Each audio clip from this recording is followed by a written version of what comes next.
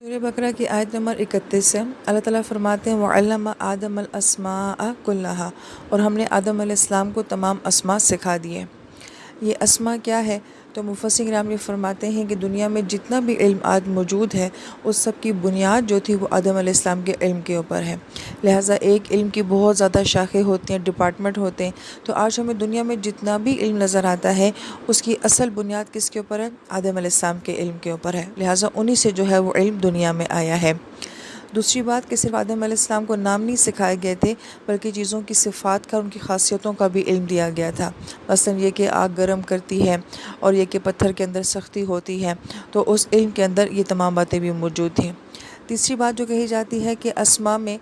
جو کہ اس کے بعد کلہا آتا ہے، اور ہا ضمیر جو ہوتی ہے یہ عقل والے کے لیے استعمال ہوتی ہے، جیسے کہ آپ نے ضمائر میں سیکھا ہا ہما ہن، یہ عورتوں کے لیے استعمال ہوتی ہے، مؤنث کے لیے استعمال ہوتی ہے۔ تو اس کا مطلب ہے کہ آدم علیہ السلام کو جو ہے دنیا کی ہر مخلوق کا بھی علم دیا گیا تھا، جانوروں کا بھی دیا گیا تھا، انسانوں کا بھی دیا گیا تھا۔ اس کے بعد مفسرین کرام یہ فرماتے ہیں کہ آدم علیہ السلام کو ان کی اولاد کے بارے میں ہر طرح کا علم دے دیا گیا تھا کہ یہ آپ کی اولاد ہوگی، ان کے اندر یہ خوبیاں ہوں گی اور یہ ان کے اندر خامیاں ہوں گی۔ یہ بھی اسی اسماء کے اندر آتا ہے۔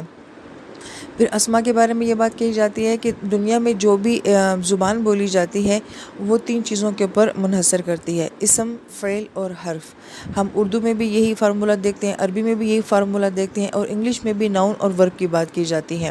اور اسماء سے ہی جو ہے وہ اسم ہے۔ لہٰذا زبانیں جو بولی جاتی ہیں وہ اسم کے اوپر بیس کرتی ہیں۔ تو گویا کہ اللہ تعالیٰ نے جو آدم علیہ السلام کو جو علم دیا تھا تو گویا کہ اس میں یہ زبان کا علم بھی تھا جس سے زبانیں بنتی ہیں۔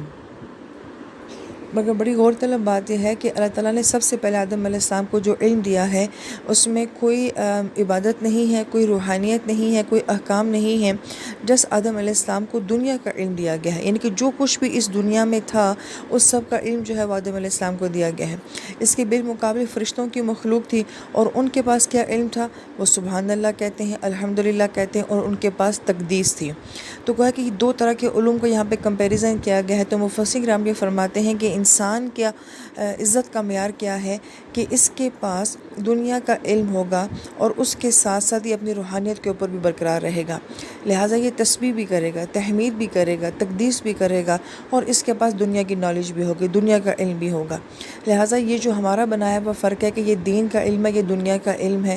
تو دنیا کا کون سا علم ایسا ہے کہ جو اللہ تعالیٰ کا نہیں ہے، اور دنیا کا کون سا علم ایسا ہے جو آدم علیہ السلام کو نہیں دیا گیا؟ لہٰذا یہ صرف ہمارے بولنے کی باتیں ہیں، ایکچوئل میں دنیا میں جو علم بھی ہے وہ اللہ تعالیٰ کا ہے۔ اور ہم ایمان والوں کو، مسلمانوں کو یہ بات کی گئی ہے کہ آپ کے پاس یہ دونوں طرح کا علم ہونا چاہیے، ظاہری دنیا کا علم بھی ہونا چاہیے اور باطنی دنیا کا علم بھی ہونا چاہیے، اس میں کوئی فرق نہیں ہے۔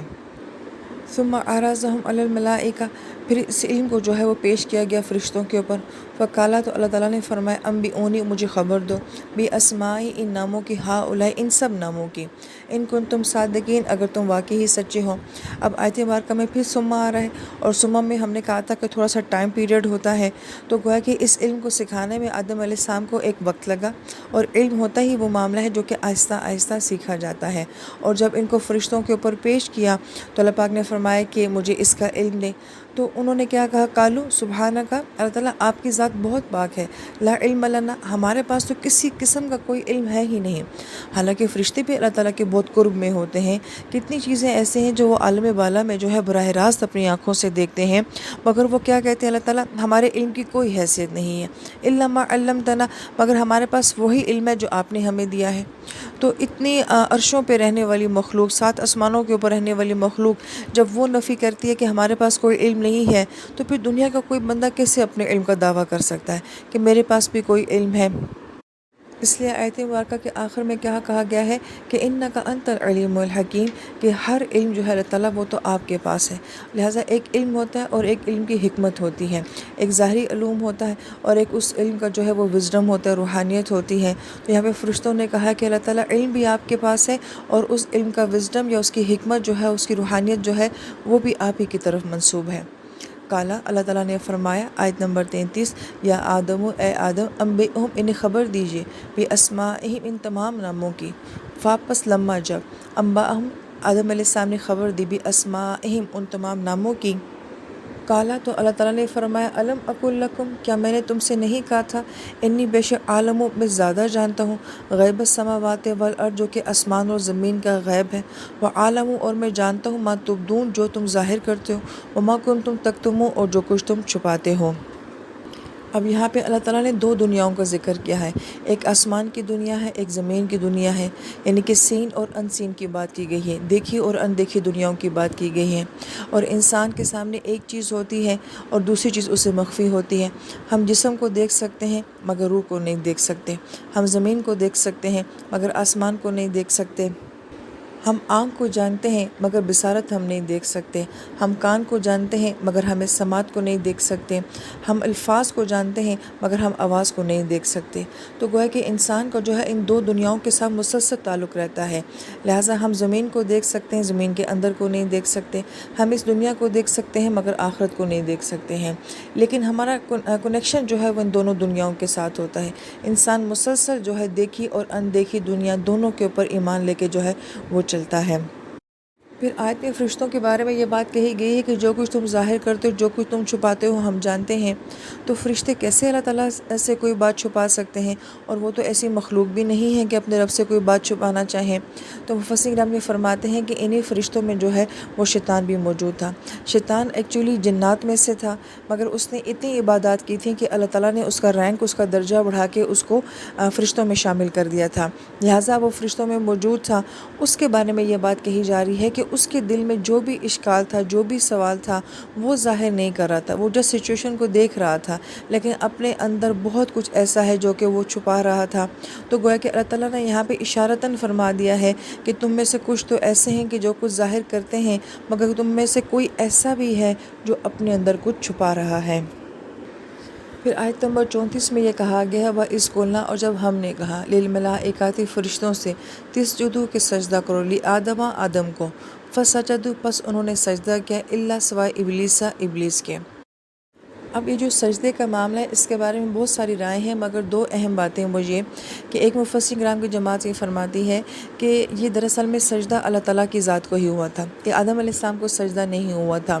کیونکہ سجدے کا کنسیپٹ یہ ہے کہ جب انسان کسی بہت عظیم الشان نعمت کو دیکھتا ہے اور کسی بہت عظیم الشان معاملے کو دیکھتا ہے تو بطور شکر جو ہے وہ سجدہ کرتا ہے۔ تو یہ آدم علیہ السلام یہ ایسی مخلوق تھی جو اللہ کا ایک زبردست شاہکار تھی، یہ بہت خلاف معمول قسم کی مخلوق اللہ پاک نے بنائی تھی، تو یہ ایسا زبردست شاہکار تھی کہ اس کی وجہ سے کہا گیا کہ اپنے رب کو سجدہ کرو۔ تو یہاں پہ لی آدمہ یعنی کہ آدم کی وجہ سے اپنے رب کو سجدہ کرو، ایک قول تو یہ ہے۔ دوسرا قول مفسرین کرام کے یہ فرماتے ہیں کہ ایک انسان کا جسم ہے اور ایک انسان کی روح ہے۔ انسان کے جسم کی کوئی حیثیت نہیں ہے، یہ تو مٹی کا بنا ہوا ہے۔ انسان کی اصل اہمیت جو ہے، اس کی عزت، اس کا اکرام کیا ہے، وہ جو اس کے اندر روح ہے، جسے اللہ تعالیٰ فرماتے ہیں روح من اللہ، یہ کہ روح اللہ تعالیٰ کی طرف سے ہے۔ اس کی حقیقت ہم نہیں جانتے، مگر روح کو اللہ تعالیٰ نے اپنی ذات کے ساتھ منسوب کیا ہے۔ تو دراصل میں یہ سجدہ جو ہے یہ آدم علیہ السلام کو نہیں تھا، یہ اس روح کو تھا جو کہ انسان کے اندر ہے۔ جب تک تو آدم علیہ السلام پتلے کی صورت میں تھے تب تو نہیں سجدہ کروایا گیا، جو ہی اس کے اندر روح ڈالی گئی ہے تو پھر کہا گیا ہے کہ سجدہ کرو۔ تو ایکچولی اس روح کے جو مقام تھا اور جو عزت اللہ پاک نے اس کو دی تھی، اور اگر آپ گہرائی میں جائیں ہم اس بات کے، تو روح کیا ہے، وہ اللہ تعالیٰ کی طرف سے ہے، تو گویا کہ سجدہ پھر بھی اللہ تعالیٰ کا ہی بنتا ہے، کہ تب بھی سجدہ اللہ تعالیٰ کی ذات کو ہی ہوا تھا، واللہ عالم۔ اور پھر آیت میں آتے فسجدوا پس انہوں نے سجدہ کیا۔ یہ فا جو ہوتا ہے عربی زبان میں کسی کام کا فوراً کرنا ہوتا ہے۔ بہت اہم بات یہاں پہ ایک جو کہی جاتی ہے وہ یہ کہ فرشتوں نے پہلے سوال کیا، پھر اللہ تعالیٰ نے ان کے سوال کا جواب دیا، ان کو مطمئن کیا، آدم علیہ السلام سے پوری ڈیمو دلوائی کہ ان سارے ناموں کا علم ان کو دو۔ جب سوال کے بعد انسان کو جواب مل جاتا ہے، پھر جب وہ مطمئن ہو جاتا ہے تو اس کے بعد وہ عمل بھی کرتا ہے اور اس کے لیے حکم ماننا آسان بھی ہو جاتا ہے۔ اس لیے اب جب ان کو سجدہ کرنے کو کہا گیا فسجدوا، تو سب کے سب نے سجدہ کیا اور فوراً سجدہ کیا۔ یہاں سے جو اہم نقطہ سمجھنے کا ہے وہ یہ ہے کہ جب ہم یا ہمارے بچے یہ سوال پوچھتے ہیں کہ جنت کیوں ہے، جہنم کیوں ہے، میں اللہ تعالیٰ کو کیوں مانوں، میں نماز کیوں پڑھوں، تو یہ سارے فطری سوالات ہیں، اور یہ ان سوالات کی گنجائش ہے، انسان کی فطرت میں ہے کہ وہ اس طرح کی باتیں سوچتا ہے، لہٰذا ہمیں ان کے جواب دینے چاہیے۔ جب ہمیں جواب مل جائیں گے انشاءاللہ، یا ہم اپنی اولادوں کو جواب دینے کے قابل ہو جائیں گے، تو پھر انشاءاللہ ہمارے اللہ تعالیٰ کی ہر بات کو ماننا جو ہے وہ آسان ہو جائے گا، ہماری اولادوں کے لیے بھی اللہ تعالیٰ کی ہر بات کو ماننا آسان ہو جائے گا۔ ہم ان سوالوں کو دبا دیتے ہیں، جھڑک دیتے ہیں، یا پھر انہیں نعوذ باللہ اپنی اولاد کی نافرمانی یا شیطان کی طرف منسوب کر دیتے ہیں، یا پھر ہمارے پاس ان کے جواب نہیں ہوتے ہیں۔ یہی وجہ ہے کہ پھر مسلمان جو ہے وہ ایک اشکال والا دین لیتا ہے، سوالات والا دین لیتا ہے، اور ان کے سوالوں کے جواب ان کو نہیں ملتے، اس لیے نہیں ہوتا، یعنی کہ عمل نہیں ہوتا۔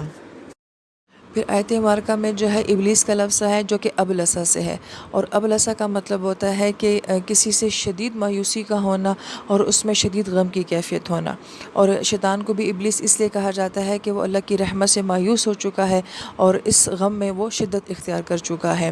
لہٰذا جو مایوس ہوتے ہیں وہ سجدے نہیں کرتے ہیں، چاہے وہ شیطان ہو چاہے وہ انسانوں میں سے ہوں۔ ابا واستکبرا، اور اس نے انکار کیا اور اس نے تکبر کیا۔ ایک ہوتا ہے تکبر کرنا، آیت مبارکہ میں تکبر نہیں کہا گیا، استکبرہ کہا گیا ہے، یہ باب استفعال سے آیا ہے، اور استفعال میں یہ معنی ہوتا ہے کسی چیز کا چاہنا، کسی چیز کی طلب کا ہونا۔ تو شیطان کے اندر جو خامی بیان کی گئی ہے وہ یہ کہ وہ اپنی بڑائی چاہتا تھا کہ مجھے سراہا جائے، مجھے چاہا جائے، مجھے بڑا کیا جائے، اور یہی جو ہے مرض انسانوں کے اندر بھی ہے جو اس نے ہم میں بھی ڈال دیا ہے۔ اس نے صرف اس وجہ سے انکار کیا تھا، حالانکہ بڑی غور طلب بات یہ ہے کہ وہ اس کا اپنا رینک بحال تھا، وہ تو جنات سے فرشتوں میں آ چکا تھا اور وہ اپنے رینک کے اوپر برقرار تھا۔ آدم علیہ السلام تو ایک دوسری مخلوق تھے، تو اس کو اس سے کیا مسئلہ تھا؟ یہی سارا مسئلہ تھا کہ مجھ سے زیادہ کسی دوسرے کو کیوں سراہا جا رہا ہے، مجھ سے زیادہ کسی دوسرے کو کیوں چاہا جا رہا ہے، اور یہ بیماری اس نے ہمارے اندر ڈالی ہوئی ہے کہ ہم بھی یہ چاہتے ہیں کہ ہمیں ہر بات میں سراہا جائے، چاہا جائے، ہمارا نام لیا جائے، ہمیں بڑا کیا جائے۔ تو یہ بدترین علامت ہے کہ اپنی آپ کی بڑائی چاہنا، اپنے آپ کی تعریف کو چاہنا، یہ شیطانی بیماری ہے۔ وَكَانَ مِنَ الْكَافِرِينَ، تو اس بیماری کی وجہ سے وہ کن میں سے ہو گیا؟ کافرین میں سے ہو گیا۔ الف لام کے ساتھ آ رہا ہے، اسم کے ساتھ آ رہا ہے، یعنی کہ مسلسل کفر کرنے والوں میں سے وہ ہو گیا۔